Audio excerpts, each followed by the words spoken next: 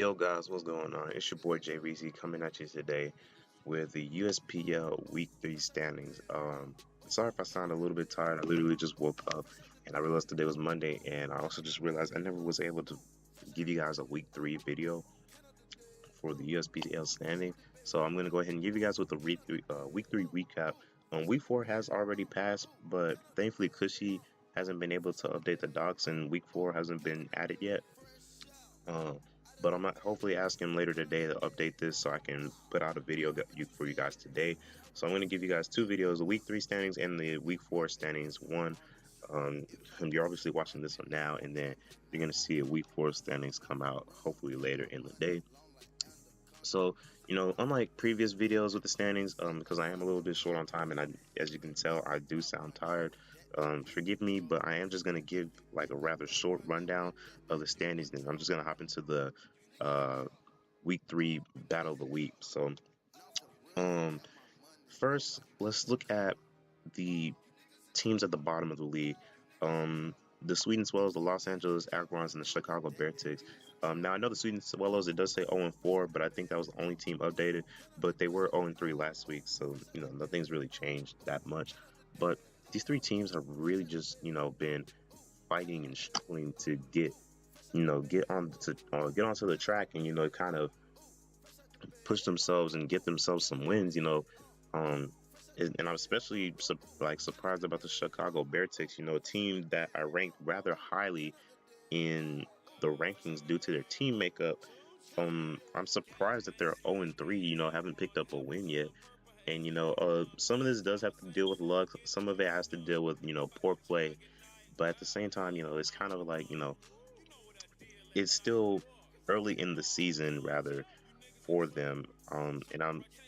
As far as week 3 goes, it's still early in the season, and they can still make a change. They can still, make a couple changes here and there to turn around their season because this isn't like a really long season. I'm like, if I pull up the schedule right here, these guys only got 8 weeks, so and I know you guys can see some of the week 4 battles, or some of the results, spoilers there, but there's only 8 weeks, so there's not much time to really pick up. But I mean, at the same time, there still is, you never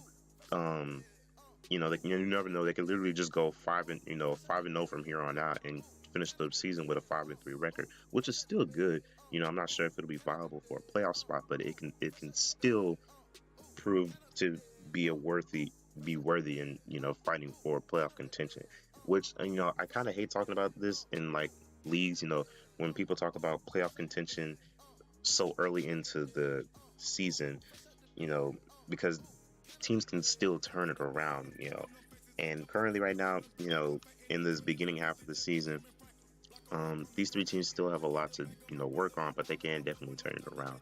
So next we move on to the 1 and 2 teams sitting at 8 and 9 respectively, the Los Angeles Chargers and the Denver Rollets. And the Los Angeles Chargers, I'm definitely surprised about because I did have this team ranked rather high on my chart for if I'm not, I think I ranked it kind of high, but I think it was rather up there in the rankings, as far as teams that I thought were going to do well.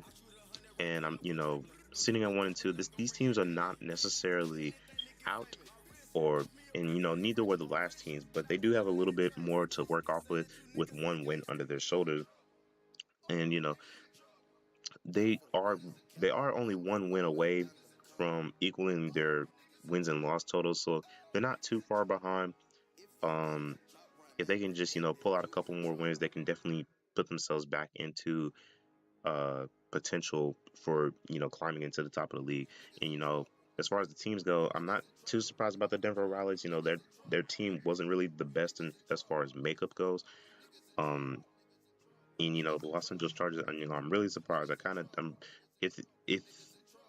If the team was ranked high, or not like super high, but I know I did rank it around the 6th through 8th spot. I know it had to have been around there, or maybe even the 5th spot if I'm not mistaken. But I'm really surprised that they've been 1 and 2. But it's Pokemon, so anything can happen. Plus, there were a lot of better teams out there, so they may have just had a rather bad matchup at the beginning. So now we move on to the pile of 2 and 1 teams, going from the 3rd place Falkirk Racing all the way down to the 7th place Aberdeen Irons Farm. Now these teams have done rather well. They've definitely done they've definitely put in a lot of work as far as prepping for their matches and whatnot. And I've really seen a lot of great battles come out of these teams between Cushy and the Indiana Salamanders, Yoshi and the Aberdeen Irons. I'm sorry if because I keep forgetting who's the coach of that team, but Yoshi, if you are the coach of that team, then you guys have been you and your team have really been done well in your battles, and it's been amazing to watch a lot of these 2-on-1 teams play out, especially the Falkirk Breaksons. A team I kind of rank low because of their inability to remove hazards, but lately I haven't seen that become a problem. So, the Falkirk Breaksons are making the best of their situation, which I definitely like to see. This is what I wanted. If you were ranked low, I wanted you to make the best of your situation and go on to do great. So I'm really liking that from the Falkirk Breaksons, and they're starting to turn into a little bit of a fan favorite for me. So I'm definitely looking for them to improve on their 2-1 records. All of the teams looking to improve on their 2-1 records, and give the top two teams sitting at 3-0 a fight. And speaking of which, we move on to the top two teams, the Baltimore Rifles and the Boca Raton Raticates. Finally said that right. These two teams have been absolutely dominant in the league, have yet to find someone to slow them down. And I'm pretty sure, I think they won their week 4 battles. Little spoilers there, but I'm going to go ahead and say I'm pretty sure I think they won their week 4 battles. If I haven't checked out the replay, I have checked out the replay, but I'm pretty sure they did win their week 4 battles. But you guys can go check out for yourselves. Their links are down in the description below, so go check out for yourself to see if they won. But I'm pretty sure they did. And these teams have just been rather dominant, especially the Raikus. Ranger's been putting in a lot of work. He's definitely been out prepping teams week after week, and has been putting in the work with his team. And not less credit to the Boca Raton Raticates. They've been doing the same, only behind by 3 points in differential. So they're still there. Definitely if the Boca Raton Raticates end up pulling out a win eventually against the Baltimore Rifles, because I'm not sure if they play each other. I think they do. I'm not entirely sure. Here we go. We see the Baltimore Rifles in week 5. So we just passed week 4, and the Baltimore Rifles just played the LA Agrons. And week 5 coming up, they're playing the Boca Raton Raticates. So if these teams are both still undefeated by week 4, then we're looking at a heavyweight matchup in the making, starting off the second half of the season. With because the first half, like I said, week 4 has already been done. I will be showing the video for that later, but week 4 has already been done, so we're already moving into the second half of the season. And that'll be a great way to kick off the second half of the season with these two undefeated teams going at it. So that'll be all for the standings. For now, I'm going to hop into the week 3 battle of the week. And I honestly think that for the week 3 battle of the week, it definitely belonged to Yoshi Blaze and the Aberdeen Iron Stars versus the Combat and the LA Chargers. I hope that's the LA Chargers. I'm hoping. If I got your teams wrong, I am so sorry. But if it makes up for it, you guys literally had the best battle for week 3. This battle, it was really back and forth. It was rather fast paced, and so many things happened that made this battle just so intense and close. And it was literally insane. Literally from turn 1, as you'll see as soon as I click play, things were just absolutely insane as far as how everything went in this battle. So before we hop into it, let's look at their team matchup. We see Mega Scizor, Garchomp, Jolteon, Houndoom, Sylveon, and Hitmontop for Yoshi's side. And on Combat side, we see Aerodactyl, Chansey, Donphan, Registeel, Basculin, and Latios.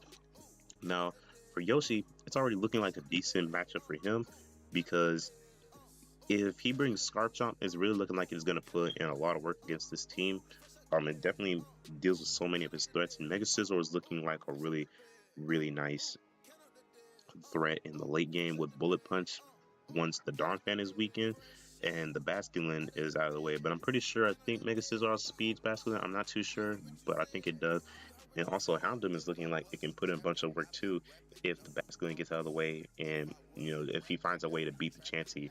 For Combat, it's not looking too great for him in matchup wise, because a lot of things do get stopped by the combination of Mega Scizor and Garchomp alone, and not to mention Hit on top with Intimidate. But if Lottie can weaken, if there's a way for the team to weaken the Sylveon for Latias, then perhaps Latias can sweep from here on out because Latias can beat Jolteon thanks to his typing and its bulk. And if Latias is packing Hidden Power Fire, it can definitely pick off the Scizor after Calm Mind, or just pick it off with its solid special attacking power. So that's looking like the general matchup here for these two teams. So now let's hop into the actual battle. So here we go. We see turn one. We see Yoshi lead off with Real Steel the Mega Scizor against Combat's Fetchy the Blue Basculin. So turn one, we see the Mega Evolution go off, and this is what blew me away right here. Bam!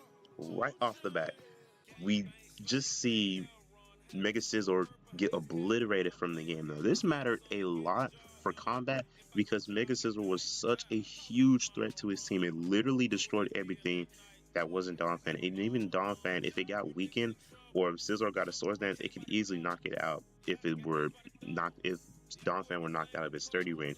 And for Basculin to get rid of this turn one with Final Gambit of all things, really amazing prep by Combat's part for getting rid of such a huge threat in Mega Scizor. And not even just Mega Scizor, I'm pretty sure that this thing easily just knocked out any one thing on his team, if I'm not mistaken. So for him to get rid of this turn one of all things, not in the mid game, not in the late game, he literally got rid of Mega Scizor, the best Mega in literally the entire game, but not the entire league format.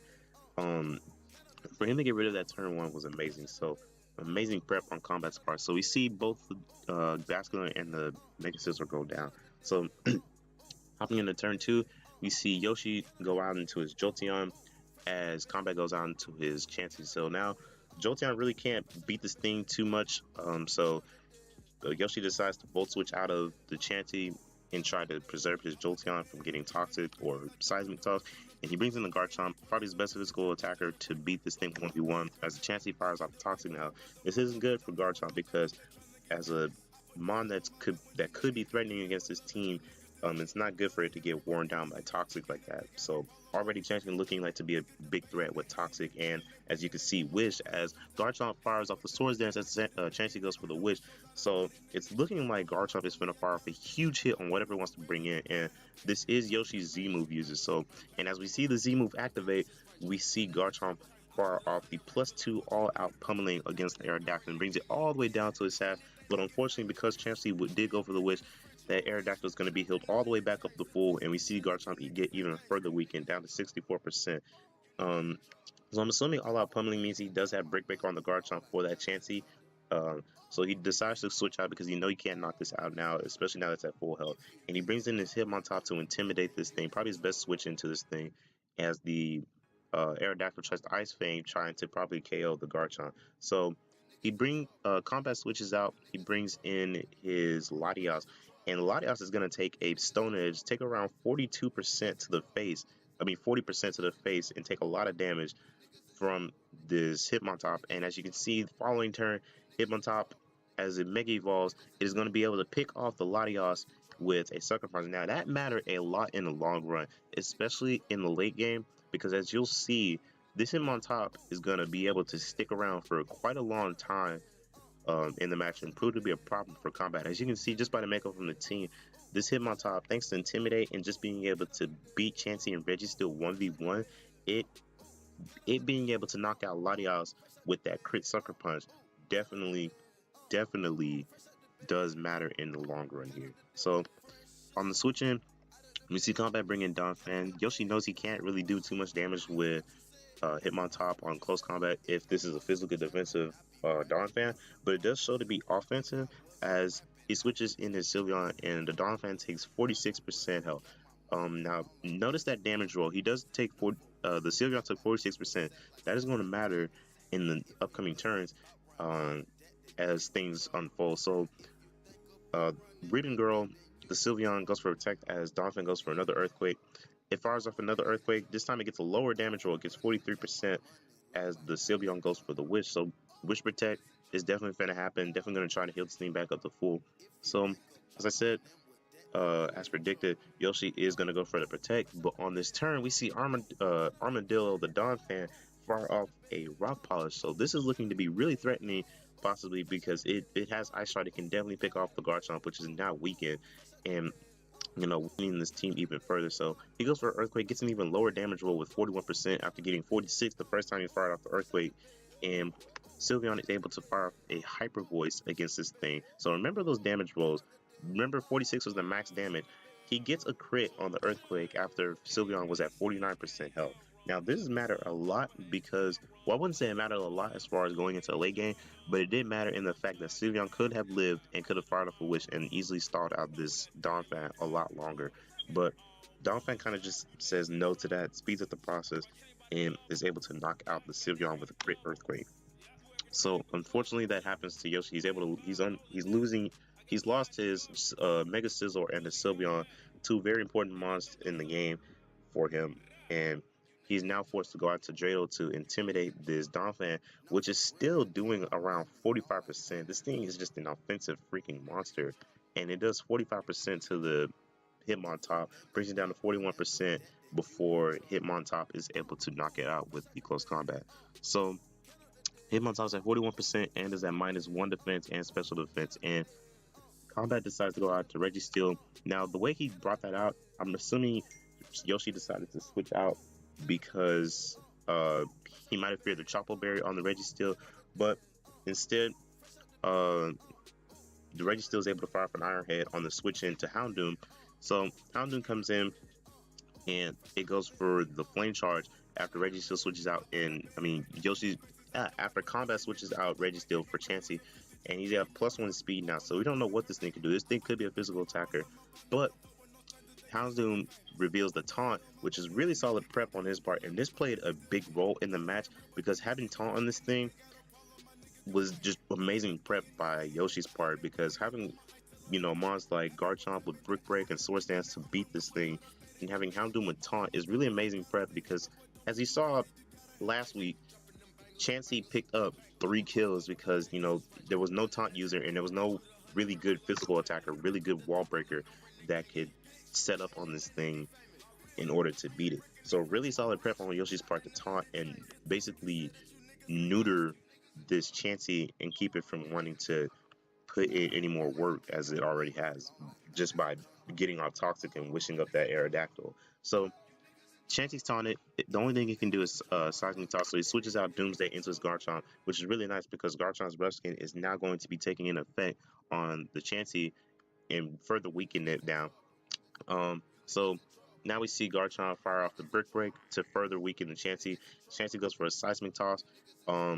Doesn't quite knock it out, but Poison will. But at this point, it doesn't matter that Garchomp got knocked out because it put in enough work to bring Chansey down to 18% health, which is really nice for Yoshi in the late game, seeing as he only has Jolteon and Houndoom to really beat this. To really kind of sweep late game.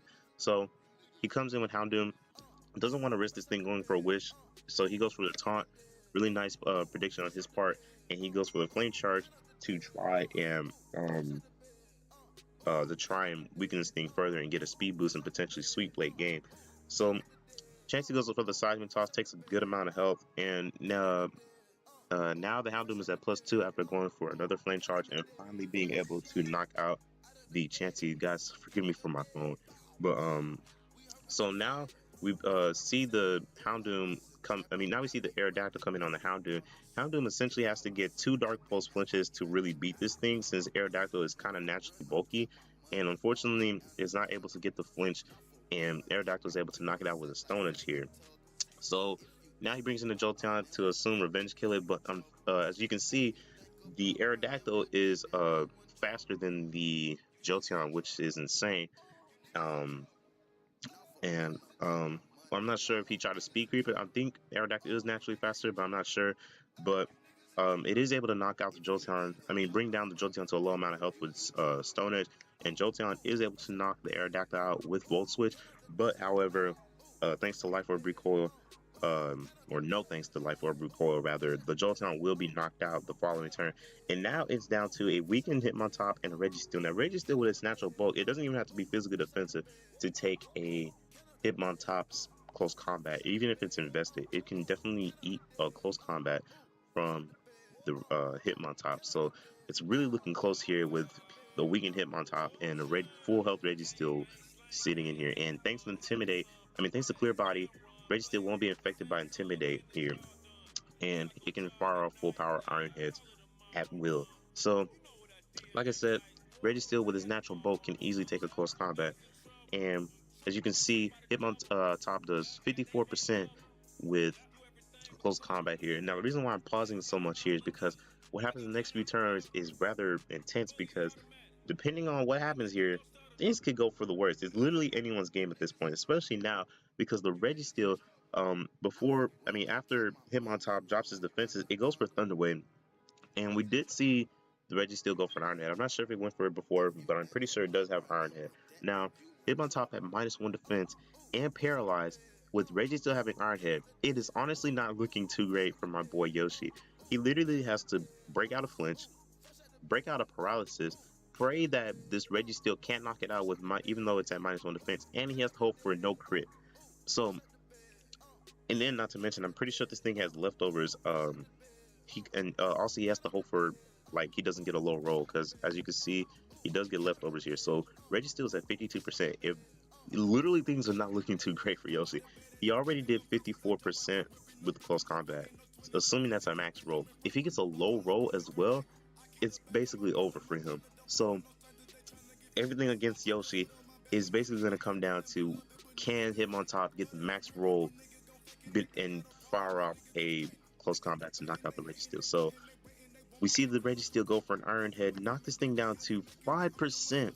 Now, we're going to find out if he broke through the paralysis, he broke through the flinch, and we're going to see if he's going to get this low roll or not. So Hitmontop goes for the close combat, and it knocks it out. It broke through the paralysis, it broke through the flinch, and it was able to get the max roll on the Registeel. And Yoshi is able to pick up the very, very, very narrow, literally by 5% health.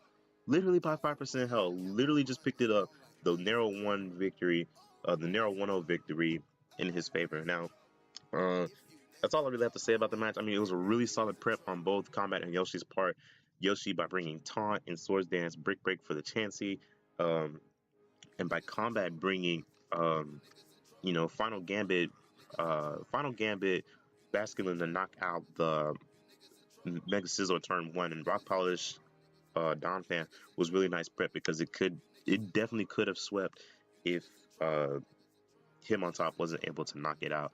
So really solid prep on both of these guys' part. You guys definitely earned week 3 battle of the week, and I'm hoping Yoshi can build off this win that he's just picked up, and I hope Combat can learn from this loss as well, because he definitely can change a few things in his later prep to kind of prevent things from happening. Like, I know the crit kind of did suck on Latias, and that's where I said the crit mattered, because if Latias would have been able to knock out this Hitmontop wouldn't have been here to beat the Registeel, and I'm pretty sure Aerodactyl could have cleaned up late game, because at the end of the game, he literally had Jolteon, Houndoom, and Hitmontop left. With him, Houndoom wasn't able, unless it got flinches, it wouldn't have been able to knock out the Aerodactyl, and Jolteon would have died to a Stone Edge, because Aerodactyl sped, and if it hit the Stone Edge, Jolteon would have died to Life Orb Recoil ultimately, and Latias still would have been around for the Hitmontop. Even if Combat has switched out his Latias Fury and the Sucker Punch, and this Hitmontop was still here, he definitely would have still had Latias to tank the Sucker Punch and be able to knock this thing out with a Psychic. So that crit on Latias, if you really didn't think about it, did matter a lot. So, but nonetheless, it's Pokemon, it's the game we play, and hacks does happen. But it was still a close match, and Combat did the best he could to bring this back into his favor. But unfortunately, he barely missed out, got a little bit unlucky there, and wasn't able to pull out the victory. So, with that being said, that's going to be the week 3 standings. Like I said earlier, I will be putting out a video for week 4, so please look out for that. And without further ado, guys, go ahead and subscribe to me, or not subscribe to me, but subscribe to this channel, and subscribe to all my friends who are in this league. Go ahead and show them your support, and let me know in the comment section I know I put this music in here. I'm not sure if you guys like it. I just liked it because I just wanted to play some chill music. But let me know if you guys have any song requests, and I'll definitely be sure to put them in. I really don't care what type of song it is. I'll just listen to it. As I'm talking, I really don't care for stuff like that. But I just like something to have in the background for you guys to enjoy instead of just hearing me ramble. So, without further ado, this is your boy Jay Reezy. I'm signing off as your USPL analyst, and peace, you guys. Have a good day.